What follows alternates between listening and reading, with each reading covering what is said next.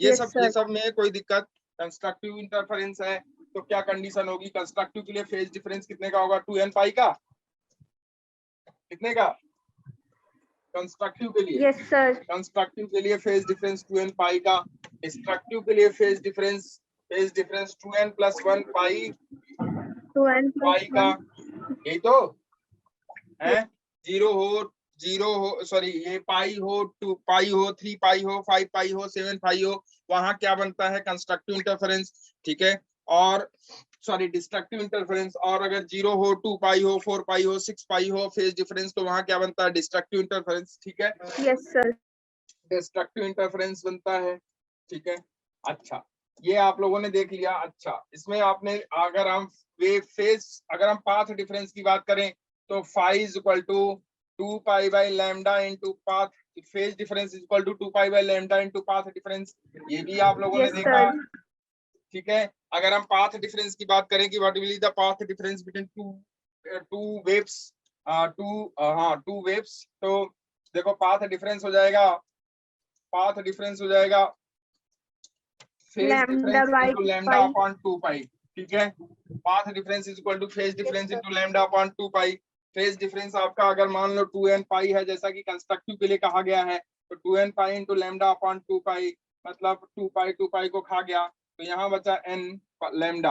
तो अगर path difference n lambda का होगा तो कैसा इंटरफेरेंस होगा? कंस्ट्रक्टिव। और अगर पाथ डिफरेंस देख लो, अगर path difference for destructive interference के लिए अगर हम देखें, तो पाथ डिफरेंस डिस्ट्रक्टिव इंटरफेरेंस के लिए था फाई इंटू लैम्डा अपॉन 2 पाई। यही तो है। अब देखो फाई की value 2n + 1 pi into lambda upon 2 पाई। ठीक है। पाई पाई को खा गया, तो यहाँ से देखो हम लोगों ने निकाला था n + 1/2 लैम्डा, लैम्डा। यही तो निकाला था क्या? कि पाथ डिफरेंस अगर इतने का होगा तो वहां कैसा इंटरफेरेंस होगा? डिस्ट्रक्टिव। कैसा इंटरफेरेंस होगा? डिस्ट्रक्टिव। और अगर path difference Yes, sir. n lambda का होगा तो वहां इंटरफेरेंस होगा कंस्ट्रक्टिव। तो कंस्ट्रक्टिव और डिस्ट्रक्टिव इंटरफेरेंस देख लिया, मतलब प्रिंसिपल ऑफ सुपरपोजिशन भी देख लिया था। देख लिया था कि नहीं बताओ? ठीक है, क्लियर है? बोलो यार, बोलते चलो फटाफट। ठीक है। तो ये कंस्ट्रक्टिव, डिस्ट्रक्टिव और जो है पाथ डिफरेंस, फेज डिफरेंस, ये सब हम लोगों ने देख लिया था। अगर ये कहानी हम लोगों को पता है, ये कहानी हम लोगों को पता है, तो हम लोग बड़े आराम से अब पढ़ सकते हैं क्या? बड़े आराम से इंटरफेरेंस ऑफ लाइट वेव्स पढ़ सकते हैं। इंटरफेरेंस ऑफ लाइट वेव्स पढ़ सकते हैं और यंग्स डबल स्लिट एक्सपेरिमेंट पढ़ सकते हैं। तो आओ बात करते हैं हम लोग पहले कि अगर यंग्स डबल स्लिट एक्सपेरिमेंट पढ़ना है तो उसमें कुछ चीजें हैं जो कि इंपॉर्टेंट है, वो पढ़ना जरूरी है। तो उसको पढ़ने के लिए सबसे पहला जरूरी है बच्चे, लिखो coherent and incoherent source of light. Coherent source of light और incoherent source of light. Coherent source of light क्या होती है? कोहेरेंट सोर्स ऑफ लाइट, क्योंकि बार बार ये यूज में आएगा और ये आपको पढ़ना पड़ेगा। Coherent source of light, coherent source of light लिख लो क्या होती है। कोहेरेंट सोर्स ऑफ लाइट क्या होती है कि लिखो कोहेरेंट सोर्स ऑफ लाइट, तो लाइट सोर्स, दो लाइट सोर्स हो और दोनों की जो फ्रीक्वेंसी हो, सेम फ्रीक्वेंसी की लाइट वेव्स इमिट करें। अगर पाथ डिफरेंस हो सकता है कि डिफरेंट हो, लेकिन अगर डिफरेंट पाथ डिफरेंस भी है तो उनके सॉरी फेज डिफरेंस अगर दोनों के बीच डिफरेंट भी है, लेकिन वो फेज डिफरेंस हमेशा क्या रहना चाहिए? कांस्टेंट। तो दो light source Yes, sir. Same frequency या वेवलेंथ की लाइट अगर इमिट करती हैं, दो लाइट सोर्स सेम फ्रीक्वेंसी या वेवलेंथ की लाइट इमिट करती हैं, जिनके बीच पाथ डिफरेंस हमेशा कांस्टेंट रहेगा, या तो जीरो रहेगा या तो कांस्टेंट रहेगा, ऐसे सोर्स ऑफ लाइट को क्या कहते हैं? Coherent source of light. कौन सा सोर्स ऑफ लाइट? कोहेरेंट। तो coherent source of light Coherent. Is important, इसे आप लिखो, क्योंकि धीरे धीरे हम लोग आगे बढ़ेंगे। तो लिखो कोहेरेंट सोर्स ऑफ लाइट क्या होता है। लिखो लिखो two source of light are said to be coherent. Two source of light are said to be coherent. कही जाती हैं coherent if they emit if they emit if they emit emit waves of same frequency if they emits waves of same frequency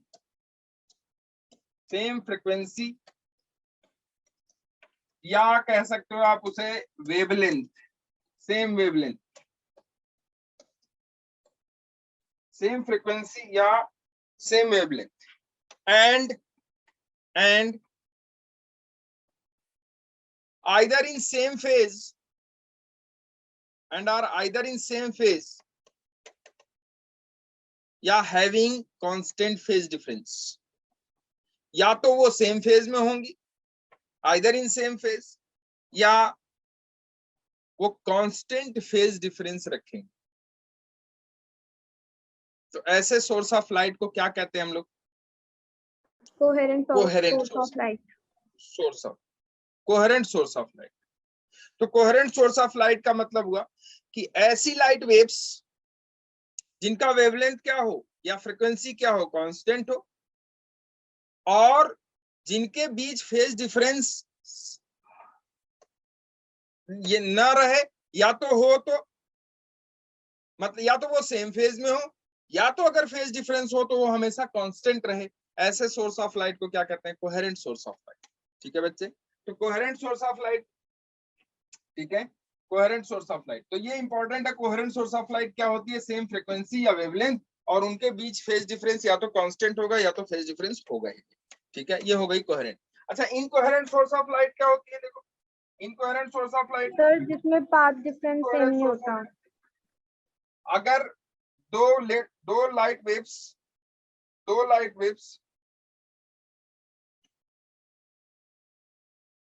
जिनके बीच path difference same ना हो, wavelength तो same हो, frequency same हो, लेकिन पाथ डिफरेंस सेम ना हो, ऐसी सोर्स ऑफ लाइट क्या होंगी? Incoherent source of light. तो लिख लो incoherent source of light. Yes sir. Incoherent source of light, incoherent source of incoherent source of light, incoherent source of, ठीक है, क्या होंगी? सेम फ्रीक्वेंसी की होंगी, ये ठीक है, फ्रीक्वेंसी की होंगी या वेवलेंथ की, लेकिन but their phase difference may not be stable. Their phase difference may not be stable, but their phase difference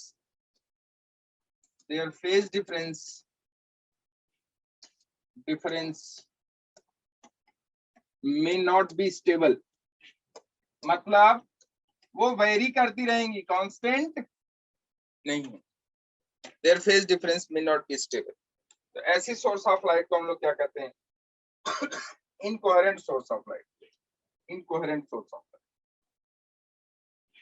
ठीक है, अच्छा, हम लोगों ने फेज डिफरेंस और पाथ डिफरेंस के बीच रिलेशन देख लिया था कि फेज डिफरेंस और पाथ डिफरेंस के बीच रिलेशन क्या होता है। ठीक है, phase difference is equal to 2 pi by lambda into path difference, वो हम लोगों ने देख लिया था। ठीक है, और इंटरफेरेंस की थियरी भी हम लोगों ने देख ली कि दो लाइट वेव्स अगर इंटरफियर करती हैं तो उनकी इंटरफेरेंस की क्या थियरी होगी, कैसी इंटरफेरेंस होगा कि वो कंस्ट्रक्टिव होगा और कैसा इंटरफेरेंस होगा कि वो डिस्ट्रक्टिव। अगर पाथ डिफरेंस फेज डिफरेंस दोनों के बीच इतना है तो डिस्ट्रक्टिव, सॉरी कंस्ट्रक्टिव, और अगर इससे इतना है तो डिस्ट्रक्टिव। क्या हम लोगों ने देख लिया था इस बात? ठीक है, अब आ जाओ, क्योंकि ये सब हम लोग पढ़ चुके हैं इसलिए हम इसमें हम डिस्कस नहीं करेंगे ज्यादा। आगे आ जाओ, बात करते हैं। देखो,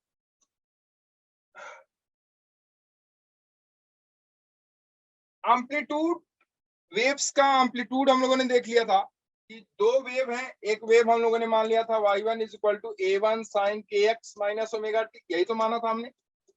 और दूसरी वेव माना था हम लोगों ने कि दो वेव हैं, एक वेव है y1 is equal to a1 sin kx minus omega t, दूसरी वेव है a2 is equal to y2 is equal to a2 sin kx minus omega t plus 5।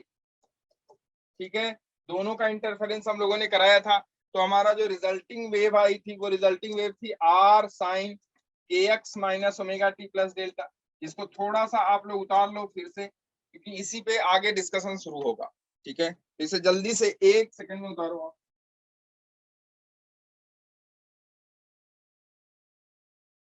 ठीक है, इसी पे आगे डिस्कशन शुरू होगा। अब देखो, ये हो गई रिजल्टिंग वेव्स, ये हो गई रिजल्टिंग वेव।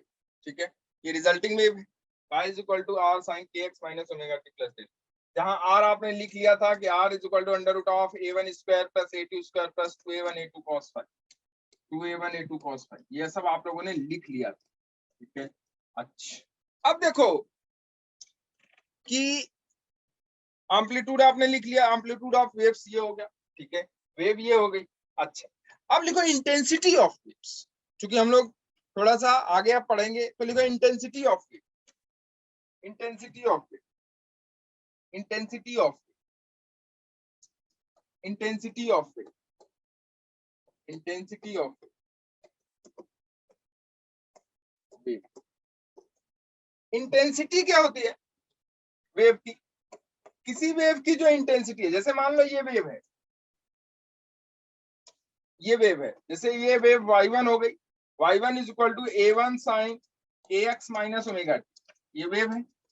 इस वेव की जो इंटेंसिटी होगी I1 इज इक्वल टू, या I1 is proportional to amplitude के स्क्वायर। किसी वेव की इंटेंसिटी होती है उसकी इंटेंसिटी, किसी वेव की इंटेंसिटी उसके एम्पलीट्यूड के स्क्वायर के प्रोपोर्शनल, किसी वेव की इंटेंसिटी उसके एम्पलीट्यूड के स्क्वायर के प्रोपोर्शनल होती है। जैसे ये वेव है 1, मान लो ये फर्स्ट वेव है y1 है, तो इस y1 वेव की जो इंटेंसिटी होगी वो इंटेंसिटी प्रोपोर्शनल होगी किसके? एम्पलीट्यूड के स्क्वायर। अब इसका एम्पलीट्यूड, इस वेव का एम्पलीट्यूड क्या है? a1 है, तो इसकी इंटेंसिटी हो जाएगी I1 is equal to I1 proportional to a1 square, I1 proportional to a1 square. ठीक है, ये इसकी इंटेंसिटी। ठीक है, अगर हम प्रोपोर्शनलिटी हटाते हैं तो कांस्टेंट दे देंगे, that constant k is k I1 is equal to k a1 square. ठीक है, तो किसी भी वेव की जो इंटेंसिटी होगी वो इंटेंसिटी उसके एम्पलीट्यूड के स्क्वायर के प्रोपोर्शनल। लिख लो कि the intensity of a wave is always proportional to the square of the amplitude. किसी वेव की इंटेंसिटी उसके एम्पलीट्यूड के स्क्वायर के प्रोपोर्शनल। अब देखो, ये हो गई इंटेंसिटी वेव 1 की। अगर मान लो आपके पास वेव 2 है, जो कि दो वेव सुपर इम्पोज करी थी, सुपरपोजिशन, दो वेव सुपरपोजिशन प्रिंसिपल लगा के दो वेव का इंटरफेरेंस आपने निकाला था, कंस्ट्रक्टिव या डिस्ट्रक्टिव, क्या किया था आपने? ठीक है, और उससे आपने रिजल्टिंग वेव निकाला था। ठीक है, अच्छा अगर दूसरी वेव मान लो y2 है, y2 is equal to a2 square sine kx minus omega t plus five. ठीक है, अब इस वेव का जो इंटेंसिटी होगा वो क्या होगा? I2 is proportional to what? a2 square, या I2 इज इक्वल टू क्या? a2 square. इस वेव की इंटेंसिटी ये हो गई, सेकेंड वेव की इंटेंसिटी ये हो गई। तो अगर आपसे कोई पूछे कि what will be the intensity of resulting wave, resulting wave की इंटेंसिटी बताओ। रिजल्टिंग वेव क्या आया था भाई? दोनों वेव को सुपर इम्पोज करा के जो वेव आपने निकाला था that will be the resulting wave. तो रिजल्टिंग वेव का एम्पलीट्यूड क्या था? वो था आपका सुपरपोजिशन प्रिंसिपल लगा के y1 प्लस y2 आपने किया था। इस y1 प्लस y2 से आपने एक रिजल्टिंग वेव निकाला था, और वो resulting wave y is equal to r sin kx minus omega t plus delta आया था। क्योंकि मैं दूसरी वेव नहीं ले रहा हूं यहाँ पे, क्योंकि आपने इंटरफेरेंस फिनोमेना आपने पहले पढ़ चुके हो आप। इंटरफेरेंस फिनोमेना जब हम वेव मोशन पढ़ा रहे थे, इसीलिए हमने वेव मोशन पढ़ाया ताकि आपको ये चीजें समझ में आए। तो वेव मोशन पढ़ाया हमने और इंटरफेरेंस फिनोमेना आपको वहां समझाया। तो सेम इंटरफेरेंस फिनोमेना यहाँ पे कुछ भी नहीं करना है, सिर्फ आपको रिकॉल करा रहा हूँ, वो कहते रहना। तो इस रिजल्टिंग वेव का जो एम्पलीट्यूड हो, सॉरी इंटेंसिटी होगी, वो इंटेंसिटी होगी proportional to what? R square. होगी कि नहीं बताओ? Yes, sir. Intensity of resulting wave, that is IR, is proportional to R square. So IR is proportional to R square. ये प्रोपोर्शनलिटी हटाए, कांस्टेंट दिया हमने, के आर स्क्वायर कर दिया। क्या कर दिया हमने? K R square. अच्छा, आर की वैल्यू आपने निकाली हुई है बच्चे, आर की वैल्यू है under root of a1 square plus a2 square plus 2a1 a2 cos five, है कि नहीं बताओ, है ना। तो आर की वैल्यू यहाँ रख दो, तो रिजल्टिंग वेव की जो इंटेंसिटी होगी वो होगी k times a1 square plus a2 square plus 2a1 a2 cos five, होगा कि नहीं होगा बताओ, बिल्कुल होगा सर, ये होगा पक्का। ये सब उतारते चलो फटाफट, क्योंकि इस पे न्यूमेरिकल पूछा जाता है, मैं अभी आपको आईआईटी में न्यूमेरिकल दिखाऊंगा, इस पे पूछा जाता है न्यूमेरिकल, तो फटाफट आप उतारते चलो इसको। तो रिजल्टिंग वेव का जो इंटेंसिटी होगा वो हो जाएगा I R is equal to K A one square plus K A two square plus 2 times of K A one A two cos phi. लिख सकते हो इसे कि नहीं लिख सकते, हो जाएगा ना, यही तो होगा, सर ठीक है बच्चे। आप देखो के ए वन स्क्वायर क्या है, क्या resulting wave sorry first wave का इंटेंसिटी है, के ए टू स्क्वायर क्या है, क्या सेकेंड वेव की इंटेंसिटी है, यस है कि नहीं सर बताओ, अभी तो हम लोगों ने लिखा। और यहाँ देखो के ए वन ए टू है, तो के ए वन ए टू को आप इसे लिख सकते हो under root of K A one और under root of K A to, तो इसे हम लिख देंगे, देखो रिजल्टिंग वेव का जो एम्पलीट्यूड इंटेंसिटी हो जाएगी वो हो जाएगी I R is equal to, ये हो जाएगा I one plus I two plus 2 root I one I two, चलेगा क्या, बोलो, cos फाइव, सर cos 5 भी आएगा। हाँ भैया लगा दिया मैंने, ये देख ज्यादा उसमें मत जाना, यस सर कई सारी बुकों में बहुत कुछ लिखा हुआ है, किसी में कुछ वेव मान लिया, किसी में कुछ वेव मान लिया, ठीक है, किसी में ठीक है प्रोग्रेसिव वेव माना है, किसी में प्रोग्रेसिव वेव नहीं माना है, ठीक है, तो बहुत सारी चीजें हैं और आप उस पे मत जाना, ठीक है, सीधा सीधा आपने, चूंकि हमने इंटरफेरेंस आपको पढ़ाया है उसके बेस पे मैं आपको बता रहा हूँ, और सारा यही कुछ है, ठीक है। इलेक्ट्रोमैग्नेटिक वेव्स कहते हैं इसको, वेव ऑप्टिक्स, क्योंकि हमने पढ़ाया नहीं है, लेकिन वेव ऑप्टिक्स हमने शुरू कर दिया, तो वेव ऑप्टिक्स में जो जो वेव है ना वो इलेक्ट्रोमैग्नेटिक वेव्स है। लाइट वेव्स इज व्हाट, कौन सी वेव है ये, इलेक्ट्रोमैग्नेटिक वेव। वेव, ये हमने आपको अभी नहीं पढ़ाया है, ये चैप्टर 8 है आपका एनसीईआरटी का, ठीक है। यस सर ये हमने आपको नहीं पढ़ाया है, और चूंकि वेव पढ़ाना था मुझे, लाइट पढ़ाना था मुझे, और लाइट में कोई ऐसा चीज नहीं था जो कि पीछे से रिलेटेड हो, इसलिए मैंने पढ़ा दिया उसको, ठीक है। यहाँ हो गया रिजल्टिंग वेव का एम्पलीट्यूड और सॉरी इंटेंसिटी, और ये रिजल्टिंग वेव की इंटेंसिटी हो गई I one plus I two plus 2 root I one I two cos, ठीक है।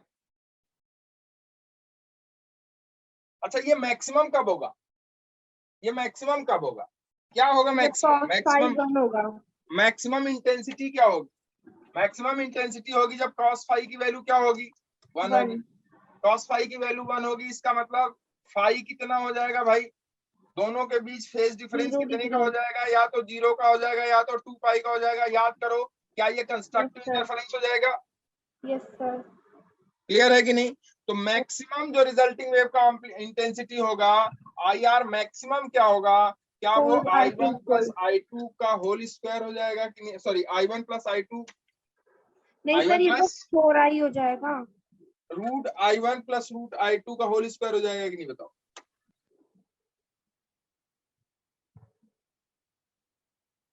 बोलो,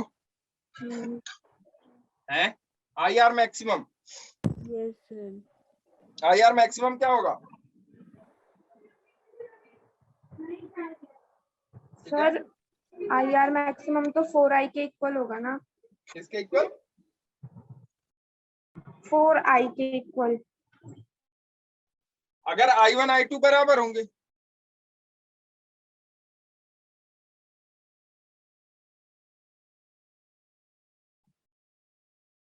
अरे भाई देखो सीधा सीधा, ये है रिजल्टिंग वेव का एम्पलीट्यूड, रिजल्टिंग वेव का इंटेंसिटी मैक्सिमम कब होगा, रिजल्टिंग वेव की इंटेंसिटी मैक्सिमम, रिजल्टिंग वेव की इंटेंसिटी मैक्सिमम मतलब ये हो जाएगा आपका कितना, आई आर मैक्सिमम क्या हो जाएगा, देखो आई आर मैक्सिमम हो जाएगा जब cos फाइव की वैल्यू कितनी हो जाए, 1, तो cos फाई की वैल्यू 1 मतलब I1 plus I2 plus 2 root I1 I2, तो इसको आप लिखोगे तो root I1 plus root Okay, I2 sir. का होल स्क्वायर हो जाएगा कि नहीं? अरे आ नहीं रहा है, देख I1 I2 बराबर कर दो, I1 हाँ I2 सर, क्या कर दो बराबर, बराबर 4i और आ ये जाएगा किसके बराबर कर दो, I के। अरे यार सर, आ I1 गया। I2 क्या कर दो। अब भाई देखो ऐसा है कि I1 I2 बराबर कब होगा, जब दोनों वेव का एम्पलीट्यूड बराबर होंगे। हमने Yes, दोनों sir. वेव का एम्पलीट्यूड बराबर नहीं माना है, हमने A1 A2 माना है। अरे Yes, sir. क्लियर है ना? तो देख Yes, अगर sir. I1 I2 बराबर हो जाए, I1 I2 बराबर हो जाए तो तुम्हारी कंडीशन नहीं फिट हो रही है क्या? देखो तो IR मैक्सिमम क्या हो जाएगा फिर, क्या ये 4i equal I का होल स्क्वायर हो जाएगा कि नहीं हो जाएगा बताओ? हो जाएगा, है 2 रूट I का होल स्क्वायर हो जाएगा कि नहीं हो जाएगा? तो 2 हो रूट I जाएगा का होल सर, स्क्वायर मतलब कितना हो जाएगा, 4I हुआ कि नहीं हुआ बताओ? हो गया। कंफ्यूज मत हो। मैक्सिमम के लिए cos फाई की वैल्यू 1 होगी, दैट इज इंपॉर्टेंट। ये रिजल्टिंग वेव का एम्पलीट्यूड है, इंटेंसिटी है, this is the intensity of resulting wave, और intensity of resulting wave I1 plus I2 plus 2 root I1 I2 cos phi की वैल्यू अगर 1 हो जाए तो मैक्सिमम, और cos फाई की वैल्यू -1 हो जाए तो मिनिमम। तो लिख लो मिनिमम के लिए भी लिखो, I मिनिमम के लिए भी root I1 minus root I2 का होल स्क्वायर। बिल्कुल मिनिमम के लिए लिखो, IR मिनिमम क्या हो जाएगा, वो हो जाएगा आपका root I1 minus root I2। कब हो जाएगा ये होल स्क्वायर, कब होगा, जब cos जब फाई cos की वैल्यू फाई क्या हो जाए, माइनस 1। cos फाई की वैल्यू माइनस, cos फाई की वैल्यू माइनस, मतलब दोनों के बीच फेज डिफरेंस कितने का हो, दोनों पाई के का, बीच 3 फेज डिफरेंस पाई का। पाई का हो। दोनों के बीच अगर फेज डिफरेंस 0 का है, फेज डिफरेंस 0 का है तभी तो 0 का हो या 2 पाई का हो तभी तो कंस्ट्रक्टिव इंटरफेरेंस बनेगा कि नहीं बनेगा, तभी तो इंटेंसिटी मैक्सिमम आएगी। क्यों? क्योंकि उस समय एम्पलीट्यूड क्या होगा, मैक्सिमम होगा। और दोनों के बीच अगर फेज डिफरेंस पाई का हो या 3 पाई का हो या 5 पाई का हो, तब कैसा इंटरफेरेंस होगा, डिस्ट्रक्टिव, और डिस्ट्रक्टिव इंटरफेरेंस में हमेशा हमेशा इंटेंसिटी क्या होगी, मिनिमम होगी। अगर I1 I2 दोनों बराबर हो तो इंटेंसिटी 0 हो जाएगी, इंटेंसिटी क्या हो जाएगी, 0।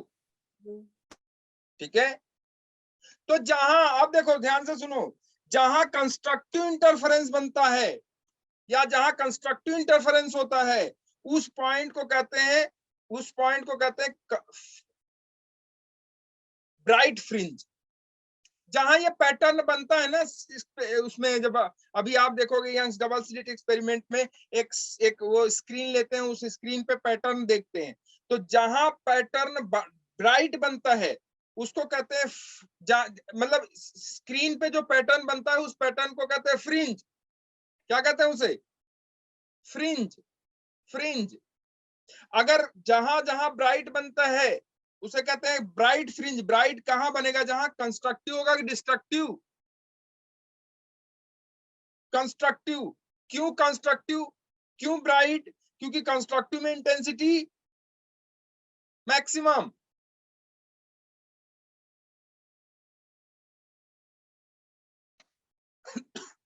ताने बोलती बंद हो गई सबकी, क्या हो गया, बोलो। Yes sir. कंस्ट्रक्टिव और डिस्ट्रक्टिव इंटरफेरेंस का आप लोगों ने कंडीशन देख लिया था, कोई दिक्कत? मैक्सिमम इंटेंसिटी, मिनिमम इंटेंसिटी, ये भी आपने देख लिया। ठीक है, ठीक है। अब एक छोटा सा न्यूमेरिकल बना दो, तो टक से लिखो, ये हो गया मैक्सिमम मिनिमम इंटेंसिटी। ठीक है, चलो छोटा सा न्यूमेरिकल बना दो, टक से लिखो तो, find the ratio of intensities of 2 points, find the ratios of intensity of 2 points P and Q, P and Q on a screen in a Young's double slit experiment, on a screen in a Young's double slit experiment. On a screen in Young's double slit experiment, when waves from when waves from sources S1 and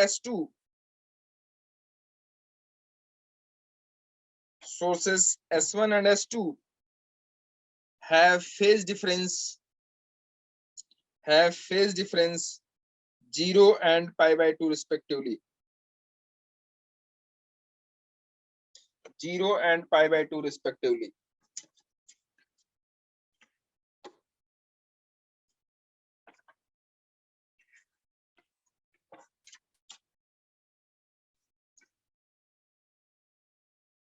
Zero and pi/2 respectively.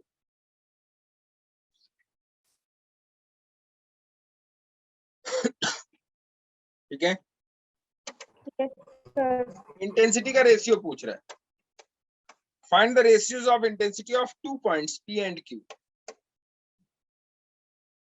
On a screen ES double slit experiment, when waves from sources S1 and S2 have phase difference 0 degree and pi/2 respectively.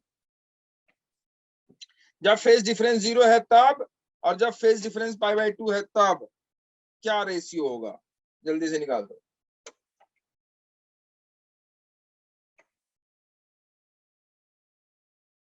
चल जाएगा. जब phase difference 0 है, मतलब phi की value 0 करो, तो resulting wave की intensity क्या हो जाएगी?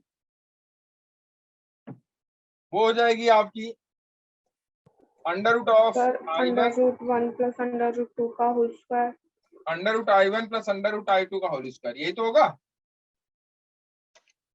और जब pi/2 का होगा तब रिजल्टिंग वेव ये 0 पे है, और जब रिजल्टिंग वेव pi/2 पे है तब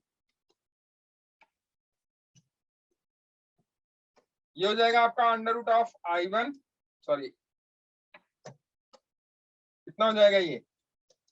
I1 + I2 चलेगा क्या? I1 + I2 आ जाएगा.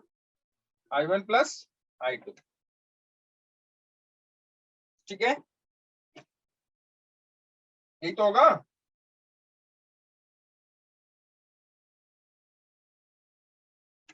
क्लियर है? जब 0 पे होगा तब ये होगा, और जब pi/2 पे होगा तो ये होगा. दोनों का रेशियो निकाल दो. दोनों का रेशियो निकाल दो. तो दोनों का रेशियो क्या हो जाएगा बच्चे? दोनों का रेशियो हो जाएगा IR1, मतलब जब वो 0 पे था, और IR2 जब वो pi/2 पे. ये हो जाएगा आपका √I1 + √I2 whole square upon I1 + I2. ठीक है, अपॉन I1 + I2. ठीक. अब I1 I2 की वैल्यू अगर मान लो I है तो ये हो जाएगा 4I/2I होगा. अगर I1 I2 बराबर है, ऐसा लिख लेना, if I1 I2 बराबर, तो ये वाला 2 टाइम्स हो जाएगा. तो IR1 is equal to what? IR1 is equal to 2 times of IR2. IR1 is equal to 2 times of IR2. 2 times of IR2. ठीक है, बोलो कोई दिक्कत? चलेगा या नहीं चलेगा? बोलो भाई.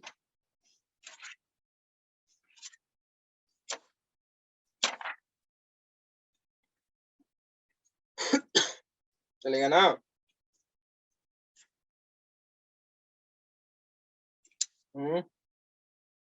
चले आगे. अब लिखो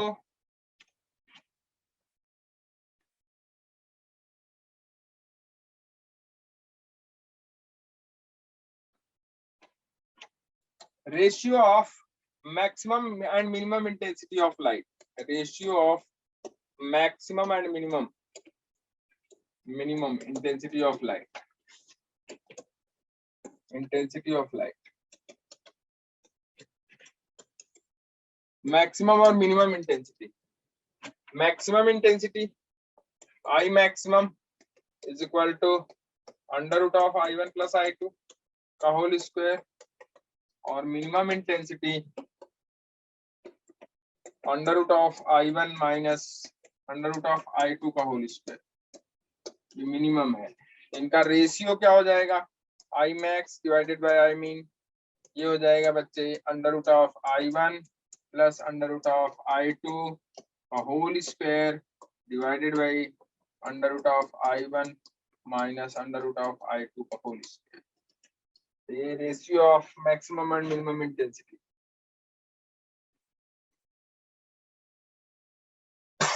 ठीक है,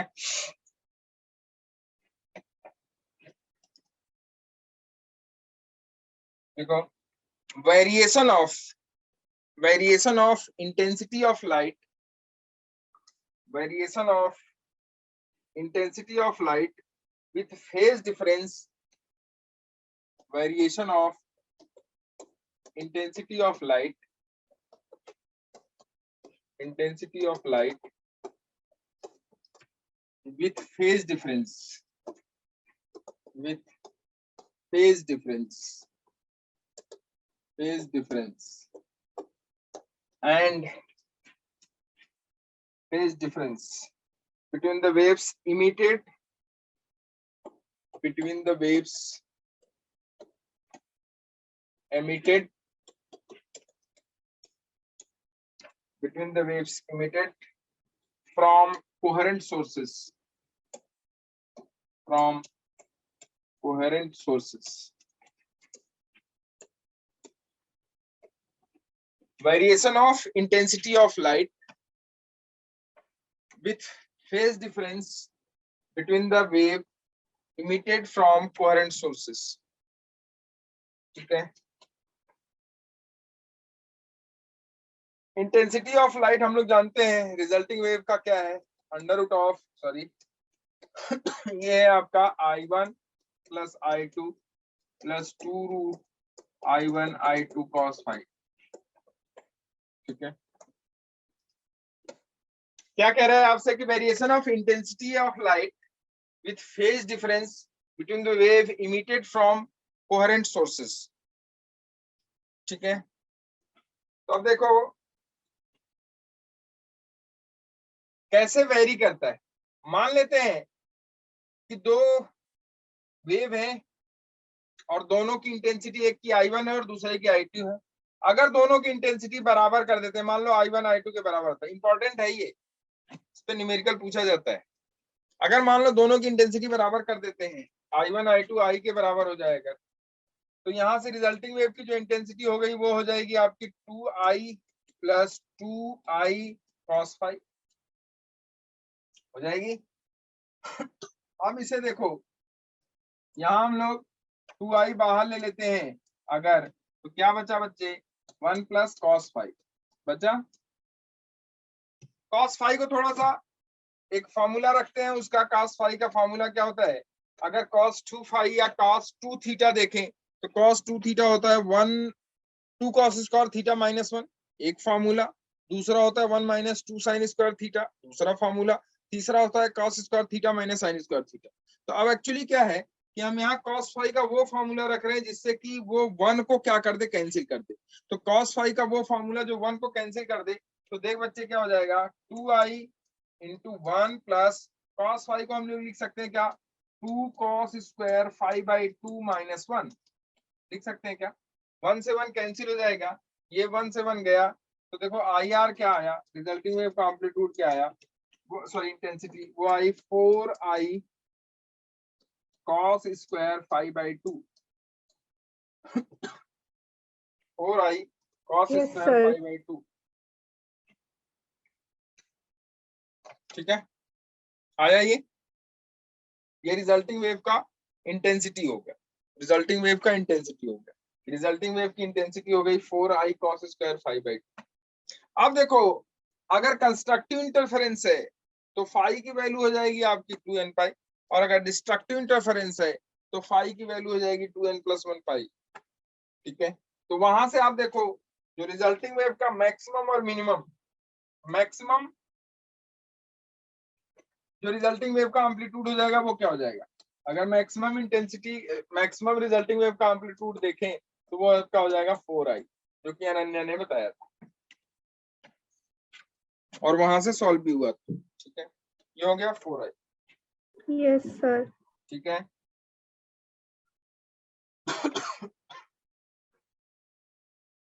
कोई दिक्कत? छोटा सा न्यूमेरिकल बनाओ, नो सर। देखो इसी पे न्यूमेरिकल एक छोटा सा बनाओ, देखो two waves having intensity in the ratio 25:4, two waves having intensity in the ratio 25:4, having intensity in the ratio 25:4, 25:4 produces interference, interference produce करती है। Calculate the ratio of maximum and minimum intensity, calculate the ratio of maximum and minimum intensity, maximum और minimum intensity का ratio क्या होगा, maximum और minimum intensity का ratio क्या होगा?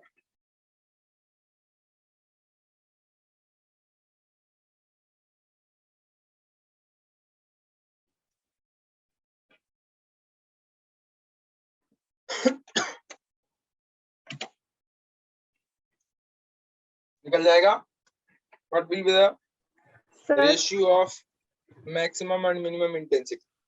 49/9। देखते हैं maximum and minimum intensity, ratio of maximum and minimum intensity.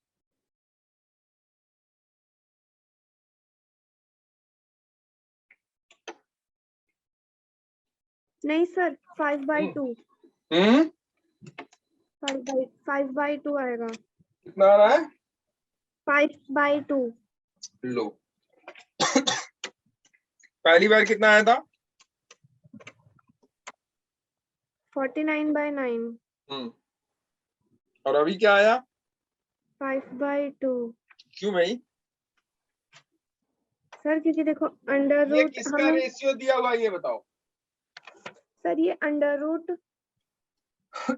Intensity का रेशियो दिया हुआ है, इंटेंसिटी का रेशियो दिया हुआ है, दो वेव की 49 इंटेंसिटी का रेशियो 9 49/9। गुड, 49:9। हाँ ये दो वेव Yes, की sir. इंटेंसिटी का रेशियो दिया हुआ।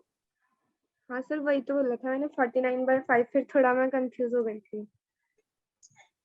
ये दो वेव की इंटेंसिटी का रेशियो दिया हुआ है, मतलब I1/I2 का रेशियो दिया हुआ है 25/4, यही तो? Yes sir. ठीक है ना, 25/4 ये रेशियो दिया हुआ है। आपको आई मैक्स और आई मीन निकालना है, तो आई मैक्स क्या है भाई? आई मैक्स आपका है √I1 प्लस √I2 का होल स्क्वायर, यही तो है आई मैक्स। और आई मीन क्या है? √I1 माइनस √I2 का होल स्क्वायर, यही तो है। Yes, sir. यहां से आप चाहो तो I2 बाहर ले लो, ऊपर से भी और नीचे से भी, तो I1/I2 का रेशियो सीधा सीधा हो जाएगा कि नहीं बताओ? यहां से देखो √I1 और √I2 बाहर ले लिया तो √I2 बाहर ले लिया तो √I2 बाहर ले लेंगे तो I2 बाहर आ जाएगा, ये हो जाएगा √I1/I2 plus 1 divided by I2 बाहर ले लिया तो यहाँ हो जाएगा √I1/I2 माइनस 1। चलेगा क्या? अरे यही तो होगा। अब I2 खा गया, देखो आई मैक्स आई मीन हो गया अपन आई मीन, क्या हो गया भाई? ये हो गया आपका √I1/I2 √25/4 पहला हो गया प्लस 1 डिवाइडेड बाई √25/4 माइनस 1। √25/4 क्या हो जाएगा? 5/2, तो 5/2 + 1 ऊपर वाला और 5/2 - 1 नीचे वाला। तो 5/2 + 1, अरे ये स्क्वायर भी तो है, ये स्क्वायर है, सॉरी ये स्क्वायर है। अब देखो 5/2 + 1 ये करोगे तो आप 5 2 7 7/2 का होल स्क्वायर 7/2 ऊपर, और ये हो जाएगा आपका 3/2 का होल स्क्वायर नीचे, 3/2 तो ये हो जाएगा 49/2। तो आई मैक्स आई मीन का जो रेशियो होगा वो 49/9 का होगा, 49/9 का। ठीक, यहाँ तक कोई परेशानी, कोई दिक्कत? इंटेंसिटी लाइट की, No, ये sir. वो सोर्स, कोई वेव है उसकी इंटेंसिटी, ठीक है, कैसे निकालें? Amplitude, coherent source, incoherent source, कोई दिक्कत? इंटरफेरेंस, कंस्ट्रक्टिव कब होगा, डिस्ट्रक्टिव कब होगा, कोई दिक्कत है? बोलो यार, No, No, sir. sir. कोई दिक्कत नहीं है ना? क्या अब हम लोग यंग्स डबल स्लिट एक्सपेरिमेंट शुरू कर सकते हैं? क्योंकि इस पे Young's double slit experiment Yes, पे sir. क्वेश्चन पूछा जाता है, तो लिखो Young's double slit experiment, Young's double slit experiment.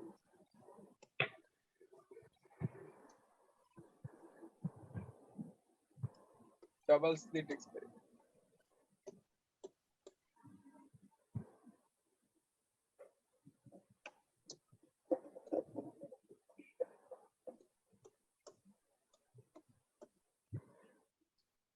तो कहते हैं YDSC, Young's double slit experiment.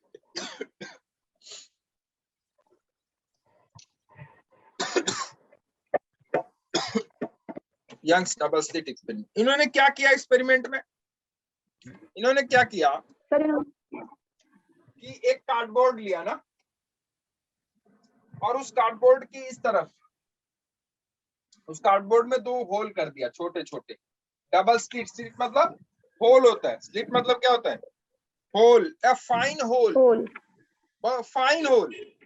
Whole तो हो बहुत बड़े भी होते हैं, लेकिन किसकी बात कर रहा है? स्लिट होल, फाइन होल की बात कर रहा है, बहुत छोटे छोटे। तो बहुत छोटे छोटे 2 होल किया उन्होंने, और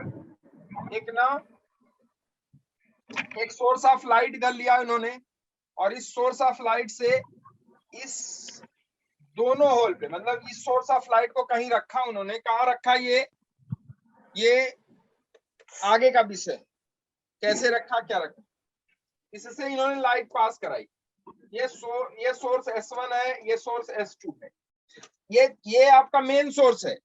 इन्होंने कहा यहाँ एक सोर्स हो गया S1 और ये S2, क्यों? क्योंकि यहाँ से जो लाइट निकली है, इस स्लिट से जो लाइट निकलेगी, और ये जो लाइट जलाओगे, और यहाँ से जब लाइट इस दूसरे वाले स्लिट से लाइट पास होगी, तो इसको इन्होंने आर्बिट्री सोर्स कहा, सोर्स S1 और S2, क्योंकि पीछे वाला सोर्स दिखाई नहीं दे रहा था, ठीक है। और यहाँ से जो लाइट्स निकली हैं, इस लाइट को यहाँ एक स्क्रीन लगा दिया उन्होंने कुछ डिस्टेंस पे। इस स्क्रीन पे इन दोनों लाइट्स के कारण जो इंटरफेरेंस आया स्क्रीन पे, जो इस इंटरफेरेंस के कारण जो पैटर्न बना है इस स्क्रीन पे, उस स्क्रीन पे पैटर्न को इन्होंने ऑब्जर्व करा, ठीक। मेरी बात समझ में आई? Yes, sir. इस 2 सोर्स ऑफ लाइट को उन्होंने, चूंकि एक लाइट से, एक सिंगल लाइट से इन दोनों सोर्स ऑफ लाइट्स, इन दोनों सोर्स से लाइट पास कराया है, तो इन दोनों सोर्स ऑफ लाइट को उन्होंने कहा कोहेरेंट सोर्स ऑफ लाइट। क्या कहा उन्होंने? Coherent source of light. होगा कि नहीं होगा ये बताओ, क्योंकि होगा ये मेन सोर्स ऑफ लाइट है। टार्च आपने जलाया, इस जो है ना, दोनों स्लिट से जब लाइट बाहर आएंगी, तो उन दोनों स्लिट से जो लाइट बाहर आएंगी, पहले तो उनका वेवलेंथ या फ्रीक्वेंसी दोनों की सेम होगी, इसमें कोई दिक्कत नहीं है। नहीं है। क्यों? क्योंकि इन दोनों सोर्स से जो लाइट पास हो रही है या जो निकल रही है, वो इस सिंगल सोर्स की लाइट ही तो है। तो वो दोनों जो लाइट होंगी, यहां से जो पास होंगी लाइट वेव्स, S1 और S2 से, वो दोनों लाइट वेव्स की जो फ्रीक्वेंसी होगी वो सेम होगी, और उनके बीच जो फेज डिफरेंस होगा वो या तो 0 होगा या तो कांस्टेंट। तो इसलिए ये दोनों जो सोर्स ऑफ लाइट होंगी वो कैसी होंगी, कोहेरेंट। उसके बाद इस स्क्रीन पे उन्होंने पैटर्न देखा। क्या देखा, पैटर्न, कि ये दोनों सोर्स ऑफ लाइट जहां इंटरफियर करती हैं, इंटरफेरेंस जहां उनका होता है, उस इंटरफेरेंस में कहीं उन्होंने देखा कि बहुत ब्राइट बन रही है, कहीं उन्होंने देखा कि जो पैटर्न बहुत डार्क बन रहा है। तो जहां ब्राइट पैटर्न बन रहा था उस पैटर्न को उन्होंने कहा ब्राइट फ्रिंज।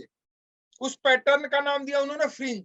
जो इस स्क्रीन पे पैटर्न बन रहा था उस पैटर्न का नाम क्या दिया उन्होंने, फ्रिंज नाम दिया। क्या नाम दिया, फ्रिंज। अब जहां ब्राइट बन रही थी वो उसको उन्होंने कहा ब्राइट फ्रिंज, जहां डार्क पैटर्न बन रहा था उसको उन्होंने कहा डार्क फ्रिंज। याद करो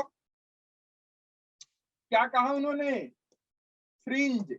किसको फ्रिंज कहा बताओ, जो स्क्रीन पे पैटर्न बन रहा था। किसके कारण स्क्रीन पे पैटर्न बन रहा था भाई, ये जो दोनों सोर्स लाइट आ रही थी उस लाइट के इंटरफेरेंस का जो पैटर्न बन रहा था। किसका पैटर्न बन रहा था, इंटरफेरेंस का। इन दोनों सोर्स ऑफ लाइट्स, इन दोनों सोर्स से जो लाइट वेव्स आ रही थी उन लाइट वेव्स का इंटरफेरेंस के बाद जो इस स्क्रीन पे पैटर्न बन रहा था उस स्क्रीन पे पैटर्न को उन्होंने फ्रिंज कहा। अब कहीं ब्राइट फ्रिंज बन रही थी, कहीं डार्क फ्रिंज बन रही थी। तो जहां ब्राइट फ्रिंज बन रही थी उसको उन्होंने कहा ब्राइट फ्रिंज, जहां ब्राइट बन रहा था उसको उन्होंने कहा ब्राइट फ्रिंज, जहां डार्क बन रहा था उसको उन्होंने कहा डार्क फ्रिंज। ठीक है, ब्राइट कहां बनेगा, जहां कंस्ट्रक्टिव होगा। ब्राइट मतलब intensity should be maximum. Intensity क्या होगी वहां पे, ब्राइटनेस कहां आएगी, जहां लाइट की इंटेंसिटी क्या हो, ज्यादा हो। जहां लाइट बहुत डीम होगी डार्कनेस। नहीं आई बात समझ में, यस सर। तो ब्राइटनेस वहां हुई, ब्राइट वहां होगी कहां, जहां कंस्ट्रक्टिव इंटरफेरेंस होगा, और डार्क वहां होगी जहां डिस्ट्रक्टिव इंटरफेरेंस होगा। Yes sir. है, तो जो ब्राइट फ्रिंज है ना, ब्राइट फ्रिंज को नाम दिया उन्होंने कंस्ट्रक्टिव इंटरफेरेंस फ्रिंज, या कंस्ट्रक्टिव फ्रिंज कहा उन्होंने ब्राइट फ्रिंज को।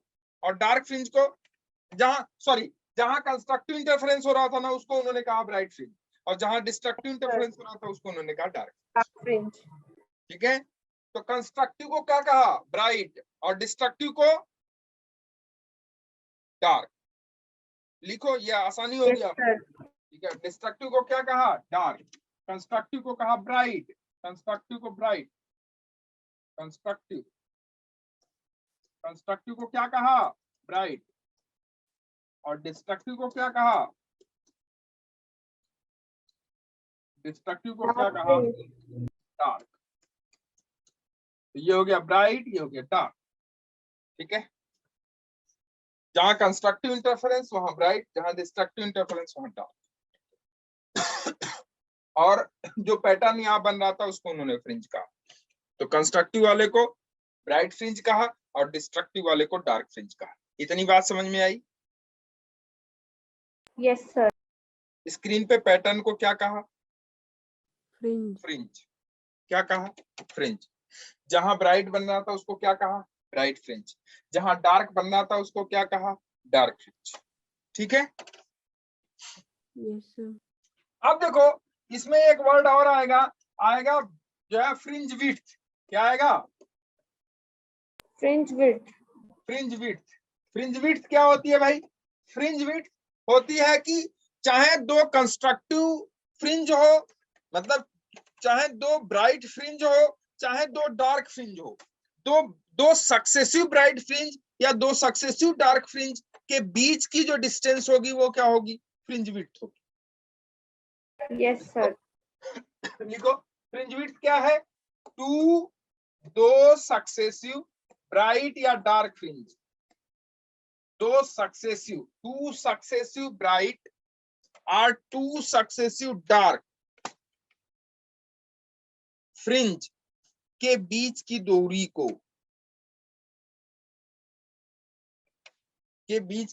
को, the distance between two successive bright or two successive dark fringe is known as fringe width. Is known as fringe width. क्या कहा उन्होंने? टू सक्सेसिव ब्राइट और dark fringe Bright के distance को और two fringe successive width dark. कहते हैं। Two successive bright और टू सक्सेसिव डार्क फ्रिंज के बीच की दूरी को फ्रिंज विड्थ। ठीक है, क्लियर है? तो कई सारे एक्सप्रेशंस आए इसमें, सॉरी कई सारी टर्मिनोलॉजी आई, टर्म्स आए इसमें। जो जो टर्म्स आए उसको आप लोग थोड़ा सा एक बार रिकॉल करिएगा कि क्या क्या टर्म्स आए। कोहेरेंट आया, इनकोहेरेंट आया, इंटरफेरेंस आया, फिर उसके बाद आपका आया इंटरफेरेंस के बाद इंटेंसिटी आई। इंटेंसिटी क्या होती है वो भी मैंने बताया आपको। फिर उसके बाद आया कि यंग्स डबल स्लिट एक्सपेरिमेंट में फ्रिंज क्या होता है, कैसे Young's double slit experiment, source S1 और सोर्स S2 क्या है, ठीक है, और फ्रिंजेस क्या होते हैं, जो पैटर्न स्क्रीन पे बनता है उसे फ्रिंज कहते हैं। ठीक है, कैसे कैसे पैटर्न बनते हैं, डार्क पैटर्न बनते हैं, ब्राइट पैटर्न बनते हैं। तो जो ब्राइट पैटर्न है उसको कंस्ट्रक्टिव कहा, जो डार्क पैटर्न है उसको डिस्ट्रक्टिव कहा। मतलब कहा क्या, जो जहां ब्राइट बनता है वो कंस्ट्रक्टिव होगा तभी ब्राइट होगा, और जहां डार्क बनेगा इसका मतलब वहां डिस्ट्रक्टिव इंटरफेरेंस हुआ है। ठीक है, ये सब इंटरफेरेंस के फिनोमेना है। इंटरफेरेंस के कारण ही ये हो रहा है, दो वेव्स का इंटरफेरेंस हुआ है। ठीक है तो ये सारी कहानी। और उसके बाद हम लोगों ने फ्रिंज विड्थ भी पढ़ा कि फ्रिंज विड्थ क्या होता है, दो सक्सेसिव ब्राइट या दो सक्सेसिव डार्क फ्रिंज के बीच की डिस्टेंस को फ्रिंज विड्थ का। क्लियर है? यहाँ तक बात समझ में आ गई? अगर यहाँ तक बात समझ में आई ठीक। तो अगर बात यहाँ तक समझ में आई तो अब लिखो theory of fringes. Theory of fringes, theory of fringes, fringes.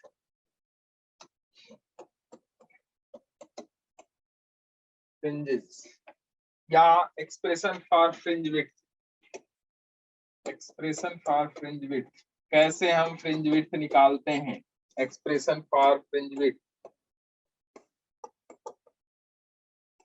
Fringe width, expression for fringe width, कैसे हम लोग फ्रिंज विड्थ निकालते हैं। ठीक है कहने का मतलब है यंग्स डबल स्लिट एक्सपेरिमेंट सीधा सीधा देखते हैं। देखो सीधा सीधा यंग्स डबल स्लिट पे आते हैं। ये है दो सोर्स ऑफ लाइट, कैसे बनी ये आप लोगों को पता है। ये सोर्स ऑफ लाइट है S1 और ये सोर्स ऑफ लाइट है S2। दोनों के बीच की डिस्टेंस मान लेते हैं कि A है। क्या मान लेते हैं? A। एक सोर्स ऑफ लाइट ये S1 हो गया, ये आपका सोर्स ऑफ लाइट S2 हो गया। दोनों सोर्स ऑफ लाइट के बीच की डिस्टेंस कितनी है? A है। कितनी है? A। हम लोग क्या करने जा रहे हैं पता है आपको? हम लोग एक्सप्रेशन निकालने जा रहे हैं। इसके लिए YDSC के लिए, फ्रिंज विड्थ के लिए। यंग्स डबल स्लिट एक्सपेरिमेंट में जो फ्रिंज विड्थ है हम लोग कैसे कैलकुलेट करेंगे कि फ्रिंज विड्थ क्या होगी। YDSC एक्सपेरिमेंट एक्चुअली क्या है कि समझने के तरीके से हम लोग करने जा रहे हैं। तो ये है S1 और ये S2। यहाँ उन्होंने रख दिया एक स्क्रीन। स्क्रीन ये है स्क्रीन। ठीक है, और ये स्क्रीन सोर्स से कितनी डिस्टेंस पे है? D डिस्टेंस मान लेते हैं कि कैपिटल D डिस्टेंस पे। कितनी डिस्टेंस पे है? कैपिटल D डिस्टेंस पे। ठीक है, यहाँ एक सेंटर पॉइंट है C, सेंटर पॉइंट C है, यहाँ एक सेंटर पॉइंट C। ठीक है, सेंटर पॉइंट C मतलब C से S1 की जो डिस्टेंस होगी वो a/2 होगी और C से S2 की जो Yes, डिस्टेंस sir. होगी वो भी a/2 होगी। मतलब C is the centre point of S1 and S2। ठीक है, C से S1 की जो डिस्टेंस होगी वो और C से जो S2 की डिस्टेंस होगी वो दोनों बराबर है। अब अगर यहाँ ध्यान से देखा जाए, ये लाइट अगर देखो ऐसे, यहाँ देखें ऐसे, इस स्क्रीन पे देखो तो ये हो गया स्क्रीन का सेंटर पॉइंट O, स्क्रीन का सेंटर पॉइंट O, ठीक है। अगर आप देखो बच्चे तो S1 सोर्स से जो जो वेव आएगी या लाइट आएगी या लाइट इमिट होगी, और S2 सोर्स से जो लाइट इमिट होगी, कुछ डिस्टेंस ट्रेवल करने के बाद जब पॉइंट O पे वो इंटरफियर करेंगी, तो O पे इंटरफेरेंस के लिए जब O पे जो इंटरफियर करेंगी, जब O पे उनका इंटरफेरेंस होगा, O पे जो इंटरफेरेंस होगा या सुपर इम्पोज करेंगी, तो मुझे बताना कि क्या ये दोनों सेम डिस्टेंस ट्रेवल करके आई होंगी या different different distance? Sir different. Same distance. अब चूंकि ये वाला डिस्टेंस a/2 है कि नहीं है, सर है। सर और अगर ये ये वाला O पॉइंट distance- पे जा रही है, हाँ O पॉइंट पे अगर तब मिस same कर distance। मीट कर तो सेम डिस्टेंस ट्रेवल करके आएंगी, यस सर। और सेम डिस्टेंस ट्रेवल करके आएंगी, इसका मतलब पाथ डिफरेंस दोनों के बीच में होगा कि नहीं होगा? नहीं होगा। सर नहीं होगा। पाथ डिफरेंस नहीं होगा। अगर दोनों के बीच पाथ डिफरेंस नहीं होगा बच्चे, तो मुझे बताना कि अगर पाथ डिफरेंस 0 हो जाए तो फेज डिफरेंस कितना होता है? सर 0। 0 या 2 Yes, पाई sir. या 4 पाई या 6 पाई? Yes sir. तो जो इंटरफेरेंस होगा वो कंस्ट्रक्टिव होगा कि डिस्ट्रक्टिव? Sir constructive. कंस्ट्रक्टिव। और अगर कंस्ट्रक्टिव इंटरफेरेंस होगा तो ब्राइट फ्रिंज बनेगी कि डार्क? Sir bright fringe. बात समझ में आई? Yes sir. क्लियर है? Yes sir. यहां से इस पॉइंट पे और S2 से इस पॉइंट पे, S2 सोर्स से जो लाइट निकलेगी और S1 सोर्स से जो लाइट निकलेगी, दोनों जब पॉइंट O पे इंटरफेयर करेंगी, इंटरफेरेंस दोनों का O पॉइंट पे होगा, तो वहां दोनों का इंटरफेरेंस के बाद जो यहाँ पैटर्न बनेगा वो डार्क बनेगा कि ब्राइट? ब्राइट। सर क्यों ब्राइट ब्राइट बनेगा? क्योंकि कंस्ट्रक्टिव इंटरफेरेंस है। यहाँ दोनों के बीच पाथ डिफरेंस 0 का होगा, और अगर पाथ डिफरेंस 0 का है तो फेज डिफरेंस 2n पाई का होगा, और फेज डिफरेंस 2n पाई का मतलब interference should be what? Constructive. तो यहाँ तो फिक्स है कि कौन सा फ्रिंज बनेगा? Bright fringe. राइट। लेकिन चूंकि हमको एक पैटर्न निकालना है, हमको ये पता करना है कि कहाँ डार्क कहाँ ब्राइट बनेगा, तो उसके लिए हम एक आर्बिट्री पॉइंट लेते हैं, और वो आर्बिट्री पॉइंट मान लेते हैं कि कोई यहाँ पे एक पॉइंट P है। मेरी बात समझ में आई? जो कि यहाँ से कितनी डिस्टेंस पे है बच्चे रे? y distance. Y distance. ठीक है, y distance. Arbitrary point P क्यों ले रहे हैं? क्योंकि हमें ये नहीं पता है कि इस पॉइंट P पे जो यहाँ सोर्स S1 से जो लाइट निकलेगी और सोर्स S2 से जो लाइट निकलेगी, वो वहां इंटरफेरेंस के बाद कैसा पैटर्न बनाएगी, वो हमको नहीं पता। क्या हमको O पे पैटर्न पता है? पता हाँ, है Yes, सर। sir. लेकिन हमको P पे पैटर्न नहीं पता। नहीं पता। इसलिए हम लोग एक आर्बिट्री पॉइंट P लेंगे, और उस आर्बिट्री पॉइंट P पे Yes, हम लोग sir. पैटर्न पता करने की कोशिश करेंगे। तो मान लेते हैं कि इस पॉइंट P पे जो यहाँ से वेव निकली है, यहाँ से S1 से, वो S1 से वेव निकल के इस पॉइंट P पे जब पहुंची है बच्चे, तो कुछ इस तरीके से ये यहाँ से जो S1 से जो वेव निकली है पॉइंट P पे पहुंची है, ये वेव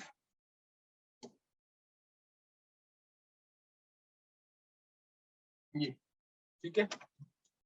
मान लो कितनी डिस्टेंस ट्रेवल कर ली है? x distance. कितनी डिस्टेंस? एक्स। x, ठीक है।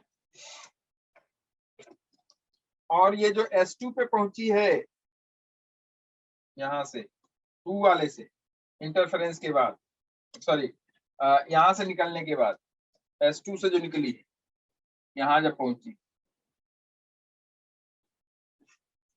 अब आपको साफ साफ दिखाई दे रहा होगा कि दोनों के बीच पाथ का डिफरेंस है कि नहीं है सर। है ना? क्लियर है? क्योंकि ये लंबा पाथ है, ये सॉरी ये वाला छोटा। लंबा पाथ है और ये छोटा पाथ, यस सर। तो दोनों के बीच पाथ डिफरेंस है। तो अगर मान लेते हैं कि ये x डिस्टेंस ट्रेवल करके p पे पहुंची है, तो ये s2 वाली p पे पहुंचने के लिए मान लेते हैं कि x plus delta x distance travel कर ली। कोई दिक्कत? No sir. चलेगा? x plus delta x distance travel करके ये यहाँ पहुंची। अगर ध्यान से देखो, ये बड़ा छोटा है, इन दोनों के बीच बहुत छोटी डिस्टेंस है, तो यहां से अगर हम इस पे परपेंडिकुलर डालें इस पे, तो ये वाला जो डिस्टेंस होगा, ये वाला जो डिस्टेंस होगा, क्या यही डिस्टेंस डेल्टा x होगा कि नहीं होगा? यस सर, होगा डेल्टा एक्स। ठीक है, ये डिस्टेंस क्या होगा? Delta x। चल अब हम लोग थोड़ा कैलकुलेशन करते हैं। सब पाइथागोरस अप्लाई कर देंगे। तो करते हैं, आपको पता है तो फटाफट करते हैं फिर। चलो यस सर। इधर देखो, फटाफट करते हैं फिर। चलो ये देखो, यहाँ से एक परपेंडिकुलर डाल दिया इसको, ठीक, और यहाँ से भी एक परपेंडिकुलर डाल दिया। कोई दिक्कत नहीं है? ये है। सर इसको पॉइंट मान लेते हैं तो जहाँ पाथ पे डिफरेंस क्या हो जाएगा इन दोनों के बीच? इन दोनों के बीच पाथ डिफरेंस होगा S2P minus S1P। Yes sir. तो पाथ डिफरेंस लिखो, क्योंकि पाथ डिफरेंस अगर हमको पता चल जाएगा तो हम क्या कर सकते हैं, ये बता सकते हैं कि वहां कंस्ट्रक्टिव होगा कि डिस्ट्रक्टिव। भाई पाथ डिफरेंस इतने का हो गया तो कंस्ट्रक्टिव, पाथ डिफरेंस इतने का होगा तो डिस्ट्रक्टिव। एक चीज पता चल जाए, या तो फेज डिफरेंस या तो पाथ डिफरेंस। तो हम लोग पाथ डिफरेंस निकालते हैं। तो पाथ डिफरेंस डेल्टा एक्स क्या हो जाएगा भाई? Delta x is equal to S2P minus S1P। होगा कि नहीं होगा बताओ, बोलो। Yes sir. S2P minus S1। अब अगर S1P को देखो तो यहां से ये वाली डिस्टेंस हो गई y, और ये वाली डिस्टेंस कितनी है भाई? ये वाली डिस्टेंस है a/2 है। अच्छा ये वाली डिस्टेंस कितनी है? ये भी a/2 है है। Yes sir. ठीक है, S2B S1P पाइथागोरस थ्योरम से निकाल लो, और S2P भी पाइथागोरस थ्योरम से निकाल लो। Yes sir. S1P पहले पाइथागोरस थ्योरम से निकालते हैं और फिर S2P निकाल लेंगे। तो देखो S1P क्या हो जाएगा? S1P इज इक्वल टू कितना हो जाएगा भाई? देखो बैक करके देखते हैं, इधर देखो। S1P का स्क्वायर पाइथागोरस लगा देंगे यहाँ, इसको मान लो कोई पॉइंट है सपोज A, और ये कोई पॉइंट है मान लो B। तो फ्रॉम ट्रायंगल S1 AP, ठीक, या PS1A, S1P का square is equal to S1A का स्क्वायर प्लस PA का स्क्वायर। और PA की वैल्यू कितनी है देखो ध्यान से, अगर यहां से देखा जाए सेंटर से इसकी डिस्टेंस अगर y है तो PA की वैल्यू हो जाएगी y माइनस a/2। ठीक है, होगी कि नहीं बताओ? तो S1P हो जाएगा आपका, S1P हो जाएगा d का square plus y minus a/2 का स्क्वायर अंडर रूट। S1P हो जाएगा आपका देखो d का square plus y minus a/2 का होल स्क्वायर अंडर रूट। चलेगा? चलेगा? कोई यस सर। दिक्कत? ये हो गया S1P। सिमिलरली S2P देखो, ये हो जाएगा D का square plus y plus a/2 का होल स्क्वायर का होल टू द पावर 1/2। चलेगा कि नहीं ये बताओ? हो जाएगा सर। ठीक है, कोई दिक्कत? No sir.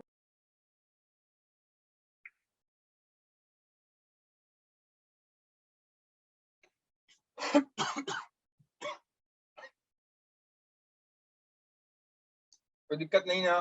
ठीक है, अब देखो यहां से क्या करें हम लोग, यहां से S1P और S2P, यहां से देखो अगर D कॉमन लेते हैं, यहां से अगर D कॉमन लेते हैं, यहां से अगर D कॉमन लेते हैं, क्या बचेगा? ये 1 plus 1 plus y y minus minus a a by by 2 two by D का होल स्क्वायर, और यहां से भी D कॉमन लेते हैं तो ये भी हो जाएगा 1 plus y plus a by 2 by D का whole square whole to the power half. बचेगा कि नहीं बताओ? बचेगा सर। चलो इस कहानी को करते हैं। यहां देखो S1P हो जाएगा आपका, D कॉमन ले लिया हमने, 1 plus y minus a by 2 by D का whole square whole to the yes power sir. Half. कोई दिक्कत नो सर। नहीं है? और यहां से भी अगर D कॉमन लेते हैं हम लोग तो S2P हो जाएगा आपका, D कॉमन ले लिया हमने, ये हो जाएगा 1 plus y plus a by y 2 plus upon d। a by 2 का whole square by D। Yes ऐसे सर। ये पूरा D रहेगा अंदर, ये पूरा D अंदर रहेगा, इधर देखो D का whole square whole to the power half. अब यहाँ क्या लगा सकते हो आप देखो थोड़ा सा बाइनोमियल एक्सप्रेशन लगा सकते हो क्या? एक्सपेंड कर दो इसको, क्योंकि पावर हाफ है, इसको एक्सपेंड करते जाओ करते जाओ करते जाओ, खत्म नहीं होगा, ये हो जाएगा। सर मैंने तो दूसरे तरीके से करा ये। कौन से तीसरे तरीके से करा? सर मैंने जैसे ये खोल दिया इसको, फिर S2P को S1P से माइनस कर दिया। तो करना तो वही है, मतलब इसको आपने ओपन कैसे करोगे ये बताओ मुझे, इसको सर ओपन मैंने कैसे कर दोगे तुम? सर जो मैं ट्रायंगल है ना S1P, और यहाँ पे एक पॉइंट मान लिया O से ऊपर, ऐसे आप ओपन नहीं कर पाओगे, क्योंकि पावर हाफ है वो, पावर हाफ है वो। बट सर क्या ये है तो हो वो गया, है? ये तो हो गया है, कैंसिल हो गया सर वो पावर हाफ तो। कैसे हो जाएगा कैंसिल? x की पावर n वाला फॉर्मूला लगाएंगे सर। यस,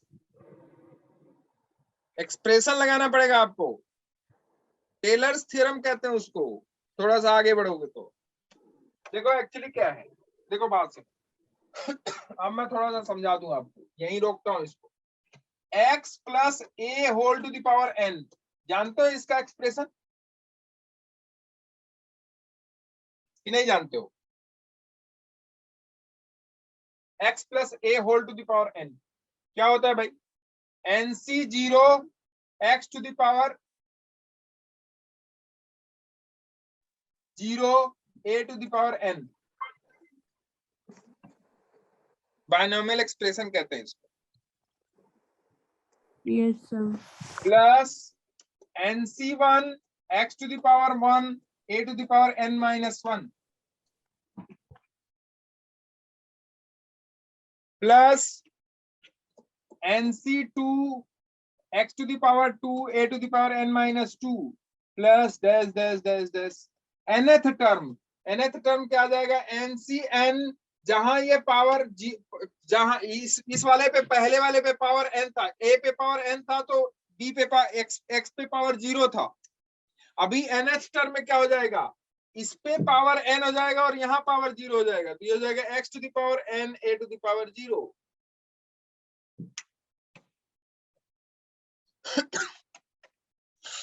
ये करा है आपने कभी? यस सर कर रहे हैं। कर रख। अब देखो, अगर यही हम 1 plus a to the power n कर दें और n की वैल्यू 1/2 हो जाए, तो ये एक्सप्रेशन यहां तक तो जाके खत्म हो गया। लेकिन अगर n की वैल्यू यहां n हमेशा ग्रेटर देन 1 होगा, अगर n की वैल्यू लेस देन 1 है, मतलब हाफ है, तो ये एक्सप्रेशन चलता ही जाएगा, कभी खत्म नहीं होगा, एंड इसका हो ही नहीं सकता। तो क्या करते हैं कि 2 टर्म तक ले जाते हैं, उसके बाद एंड कर देते हैं, क्योंकि वो और छोटा और छोटा और छोटा होता जाएगा। तो जैसे 100 में आप 1 जोड़ दो और फिर उसके बाद 101 में आप 0.001 जोड़ दो, तो 0.001 जोड़ने का कोई मतलब है क्या 101 में? No no sir. सर। मेरी बात समझ में आएगी नहीं, ये बताओ। Yes sir. मैं इसे एक्सप्रेशन को खोल के नहीं बताने जा रहा हूं आपको, मैं नहीं बताने जा रहा हूं, इस एक्सप्रेशन को मैं खोलने नहीं जा रहा हूं। क्यों? क्योंकि इसे खोलने में मैं बता तो दूंगा अभी, लेकिन इसे खोलने में कोई फायदा नहीं है। जिसको पता है, क्योंकि आप लोग 12th पढ़ रहे हो, 11th में है ये, तो जिसने पढ़ लिया ठीक, और जिसने नहीं पढ़ा तो समझो इसको। देखो, NC0 की वैल्यू आप निकालना जानते हो, NC1 NC2 की वैल्यू निकालना जानते हो कि नहीं जानते हो आप? Yes sir. जानते हो ना? NC0 NC1 NC2, जैसे NCN NCR है, मान लो NCR, इसकी वैल्यू होती है n factorial upon r factorial into n minus r factorial. Yes sir. ठीक, अब देखो, फैक्टोरियल मतलब उसका फैक्टर, इससे कम इससे कम इससे कम फैक्टर करते जाओ आप। कितने टाइम तक करोगे? n टाइम तक, जब तक ये 1 ना हो जाए। क्या ना हो जाए? ये 1 ना हो जाए, तब तक आप इसका फैक्टर करते जाओ। तो इसका फैक्टर कर दो। देखो, n का फैक्टोरियल क्या होगा, इसको कहते हैं, ये ऐसा ऐसा लगा हो, अगर कहीं ऐसा लिख के ऐसा लगा हो तो इसको कहते हैं फैक्टोरियल, या आपने पढ़ाया होगा या स्कूल में आपने पढ़ा होगा, ऐसे भी कहते हैं फैक्टोरियल। तो आपने कौन सा पढ़ा है ये आप देखना, लेकिन इसको भी बोलते हैं फैक्टोरियल और इसको भी बोलते हैं फैक्टोरियल। ठीक है, अब देखो, तो अगर n का फैक्टोरियल लिखना है तो क्या हो जाएगा बच्चे? देखो, इसको कहेंगे n into n minus 1 into n minus 2। इसको आप घटाते जाओ, कहां तक? जब तक कि ये 0 ना हो जाए। 0 फैक्टोरियल भी 1 होता है, 0 फैक्टोरियल भी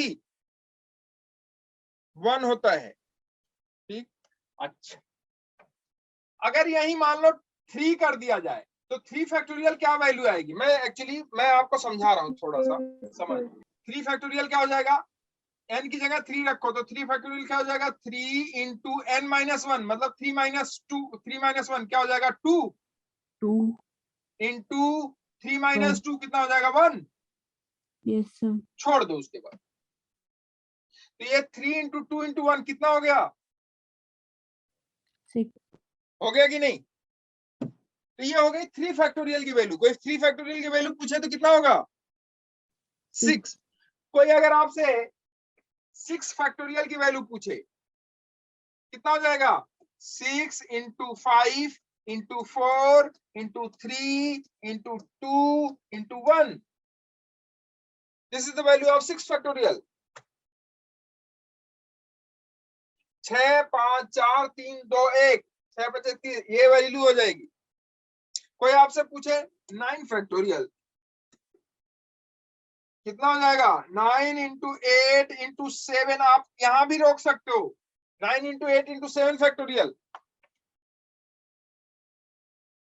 या 7 पे नहीं रोकना चाहते हो, मान लो आप 7 से आगे ले जाना चाहते हो, इसे लिख दो 6 into 5 into 4 into 3 फैक्टोरियल पे भी रोक सकते हो ले जाके। लो, इसके बाद आप जानते हो 3 फैक्टोरियल 3 into 2 into 1, नहीं आया समझ में? Yes, sir. क्लियर है? तो ये फैक्टोरियल की वैल्यूज होती हैं। किसी को फैक्टोरियल कैसे निकालते हैं ये मैंने सिखाया आपको अभी तुरंत। किसी का फैक्टोरियल कैसे निकालते हैं, तो यहां देखो, यहां है n का फैक्टोरियल, और यहां किसका फैक्टोरियल है, नीचे r का फैक्टोरियल, और यहां किसका फैक्टोरियल है, n माइनस r का फैक्टोरियल। अब यही अगर NCR की जगह हम वैल्यू रख दें, थोड़ा सा मैं सिखा रहा हूं बस, क्योंकि उस एक्सप्रेशन को अनन्या ने कहा कि मैंने सर ऐसा कर दिया, वो ऐसा नहीं कर सकते आप। अब देखो NCR को आप लिख सकते हो कैसे, जैसे मान लो हम NCR में कुछ दे दें, n की वैल्यू जैसे 5 दे दें और r की वैल्यू में 2 दे दूं, तो ये हो गया 5C2। क्या हो गया? 5C2. 5C2। अब इसको कैसे लिखोगे, 5 मतलब ये वाला फॉर्मूला देखो, NCR का फॉर्मूला है ये, n फैक्टोरियल अपन r factorial into n minus r factorial. अब क्या लिखोगे इसको, 5 फैक्टोरियल अपॉन 2 फैक्टोरियल, r का फैक्टोरियल r 2 है ना, तो 2 फैक्टोरियल इंटू क्या बचा, n माइनस r, मतलब 5 माइनस 2 फैक्टोरियल। तो ये हो जाएगा, देखो 5 factorial divided by 2 factorial into 3 factorial. Clear है? अब 5 factorial upon 2 factorial into 3 factorial, तो आप इसको कैसे लिख सकते हो, देखो 5 factorial upon 2 factorial into 3 factorial, आप इसे लिख सकते हो 5 फैक्टोरियल को क्या लिखोगे, 5 इंटू 4 इंटू 3 फैक्टोरियल ऊपर रख दो। क्यों ऊपर 3 फैक्टोरियल रख रहे हैं, क्योंकि नीचे भी 3 फैक्टोरियल है, 3 फैक्टोरियल से 3 फैक्टोरियल ऊपर वाला कट जाएगा, क्योंकि उसे 3 to 1 करोगे, इसे भी 3 to 1 करोगे, क्या फायदा, ऊपर नीचे कट ही जाना है। तो यहां रख दिया हमने 3 फैक्टोरियल के ऊपर नीचे कट जाएगा, डिवाइडेड बाय 2 फैक्टोरियल की वैल्यू कितनी होगी, 2 into 1, और 3 फैक्टोरियल है ही है 3 फैक्टोरियल, ये 3 फैक्टोरियल कट गया, तो 2 2 जा 4 हो गया, 5 2 जा कितना आया 10। कोई आपसे पूछे 5C2 की वैल्यू आप कितना कहोगे, 10।